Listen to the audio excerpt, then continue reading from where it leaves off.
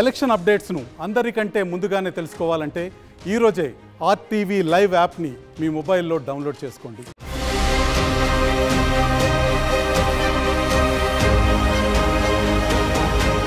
హైదరాబాద్ రాజేంద్ర నగర్లో దారుణం జరిగింది.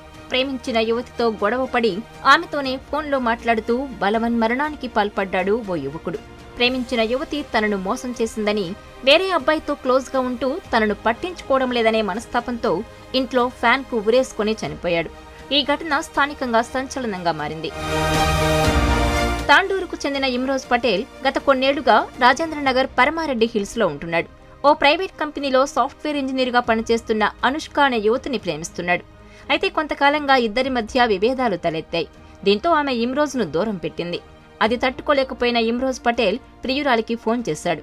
ఇద్దరి మధ్య వాగ్వాదంతో మనస్తాపానికి గురైన ఇమ్రోజ్ తాను చనిపోతున్నట్టు చెప్పాడు. వెంటనే ఆమె అక్కడికి దగ్గరలో ఉండే స్నేహితుడికి విషయం చెప్పి ఇమ్రోజ్ ఇంటికి వెళ్లి చూడాలని చెప్పింది. అతను వెళ్లి చూసేసరికే ఇంట్లో దుప్పటితో ఫ్యాన్కు ఉరేసుకుని చనిపోయాడు ఇమ్రోజ్.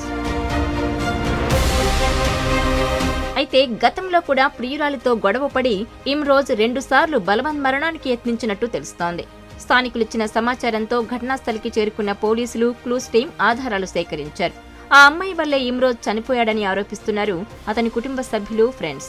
మృతుని సోదరుడిచ్చిన ఫిర్యాదుతో రాజేంద్రనగర్ పోలీసులు కేసు నమోదు చేసుకుని దర్యాప్తు చేస్తున్నారు.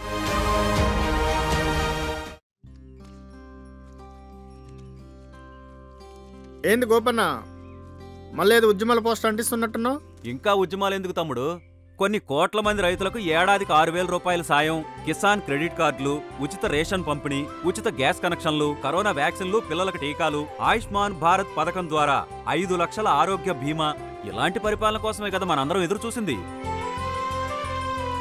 మోదీ గారు మళ్ళా ప్రధానమంత్రి కావాలంటే నా ఓటు అవసరం, మీ ఓటు అవసరం, మనందరి ఓట్లు అవసరం. కమలం గుర్తుకు ఓటేద్దాం, బీజేపీని గెలిపిద్దాం. మోడీ మన అందరి నేస్తం, బీజేపీనే గెలిపించేద్దాం.